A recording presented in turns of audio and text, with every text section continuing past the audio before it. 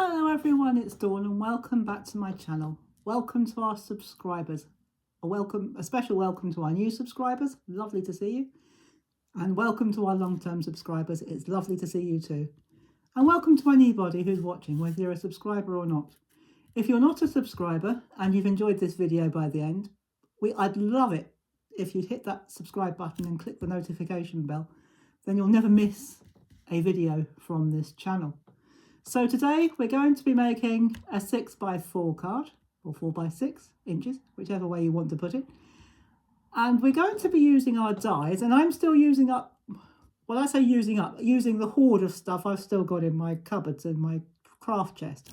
So we're making a 6x4. Now I've made my card blank out of watercolour paper. There's no particular reason, well there is a reason.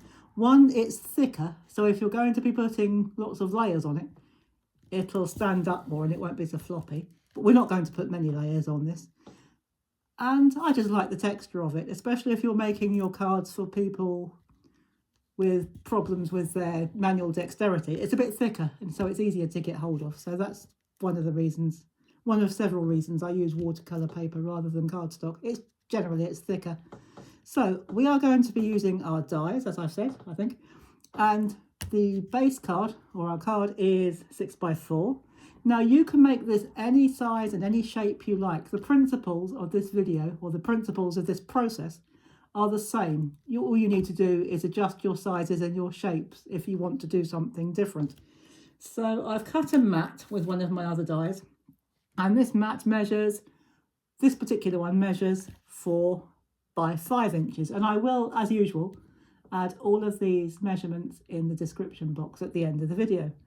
So what I'm going to do, I'm actually going to use glue for this one. Hold on to your hats, guys. I know we usually use tape, but I'm going to use glue. And the reason I'm going to use glue, well, there are a couple of reasons. One is that it gives you more time to slide it into place.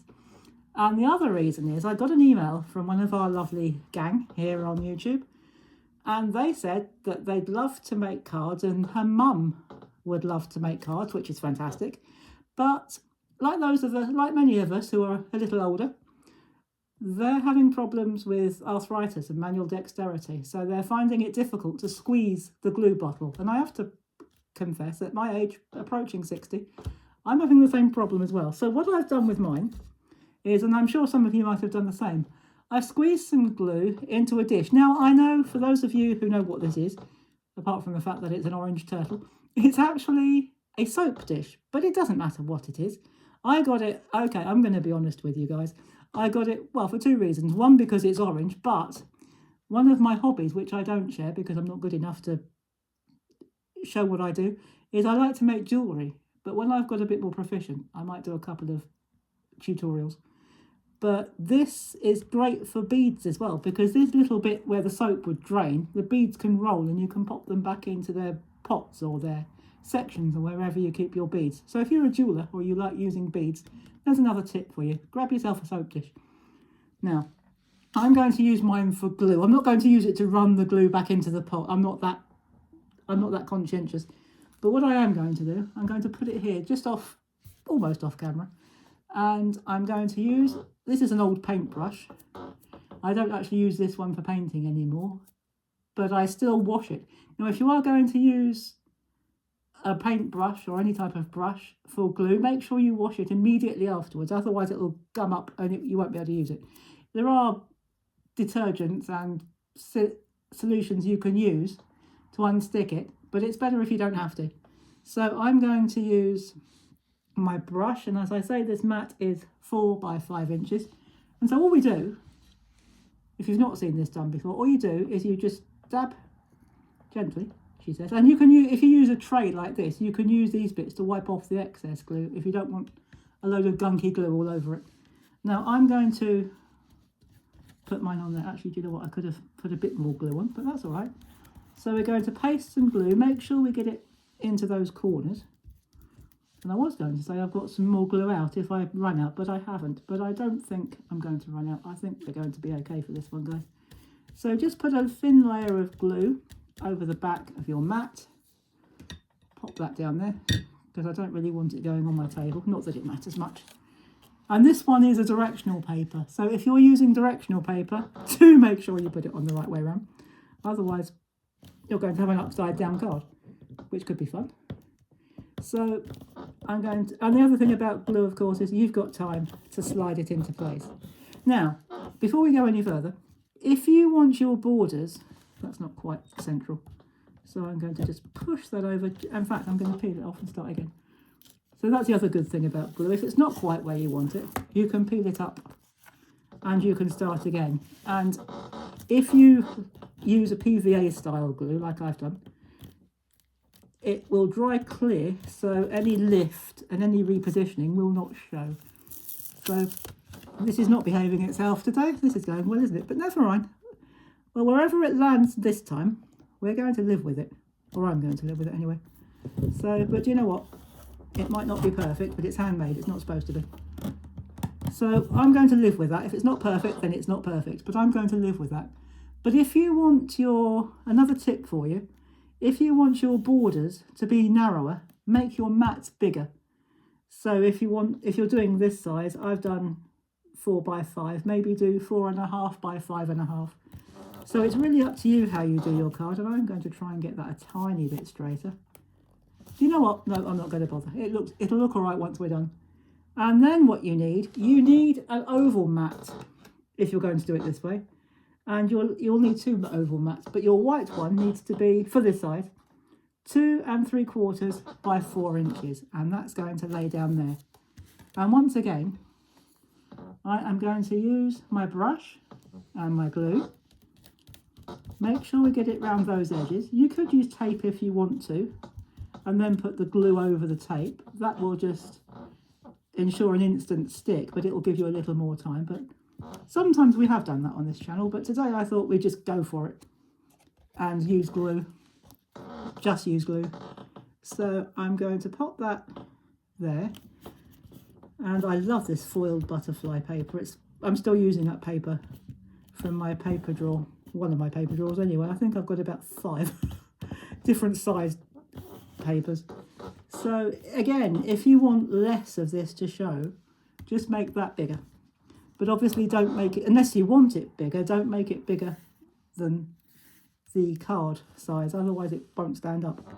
So, unless of course you're going to do it that way. But, so there are plenty of options for you here, so you can choose however you do it. Now, I have got another scrap that I used. Now, this one isn't really directional. You could have it that way, or you could have it that way. So if it's non-directional, you can use whatever you like. And this smaller oval is 2 by 3 inches. And again, we're just going to use our brush. If you want to use a proper glue brush, of course, you can. I don't have glue brushes. I've got so many paint brushes that I don't use for painting. Either that I've brought that seemed a good idea at the time, or they've been gifts, but for me, not been quite right. So I still use them. I never waste anything. A crafter and an artist never waste anything. Crafters and artists never waste anything. We always find something to use.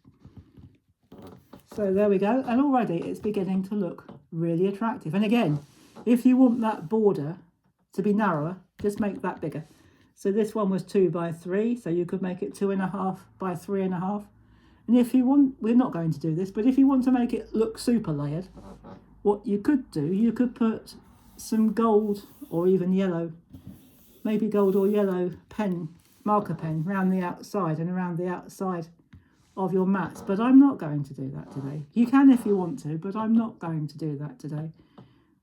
But that will just give you a slightly different look. And the only thing we need to do now, we don't need the glue anymore. I'm just going to pop that to one side. And the good thing about having a good stable dish like, oops, she says, is like that. It can't tip over unless that one's quite solid, so you can't knock it over, hopefully. You could knock it off the table, of course, as I almost did just now, but you can't knock it over like you can with a bottle. So that's good. And in my ephemera drawer, which is still bulging, I found this glorious little rose. It's a foiled rose. And I've got well, it's broken, but it doesn't matter. It's a little foam pad which broke when I pulled it off, but it doesn't matter. It'll still hold. If you wanted to put some glue on there, you can. I really don't think that's necessary for this bit. And I'm just going to lay it down gently. Yeah, do you know what? I think that's fine. So I'm just going to press that down, and there is our card all finished. Now, I was thinking of putting a sentiment on there. We could put a little one in the corner here. We could put one underneath the little rose or whatever embellishment you're going to put on it. But I've decided, for the moment anyway, to leave it without a sentiment. Because it's a rose and because we've got these gorgeous butterflies, it could be for almost anything. We've got Valentine's Day coming. At the time of recording, we've got Valentine's Day coming up in a couple of weeks, 2-3 weeks. So you could use it for a Valentine's card. It could be a birthday card. It could be an anniversary card. And with these gentle little whimsical bits and pieces on it, ephemera, you could even use it for a sympathy card whenever you need one. It's sad that we do need them from time to time, but you could even use it for a sympathy card. So for now, I'm not going to put a sentiment on it until I've decided who it's going for and for what occasion. And of course, I haven't done anything on the inside. You can, if you want to. I will later on, when I've decided what type of card it's going to be, I'll put a sentiment on the inside. But for now, there is our 6x4 card, layered card, made with dies and leftovers. So there we go. I hope you've enjoyed that, and I hope you have a go yourself. In the meantime, thank you so much for watching. Thank you for subscribing. I do appreciate it. I've noticed we're getting slightly closer to our 500 subscribers mark. That's absolutely fantastic. So as I say, when we get to 500, I have got a giveaway. In fact, I've got 2 giveaways, depending on the response, so that we don't disappoint too many people. And I will be doing a live. I think I've worked out how to do it now. So when we get there, we'll see. So until then, I shall be back before then. But I shall hope to be back to my usual schedule now, which is Tuesdays and Fridays. So at the time of recording, our next video will be Friday. And I will see you then. And in the meantime, take care everybody, have fun, and as always, happy crafting. Bye-bye for now.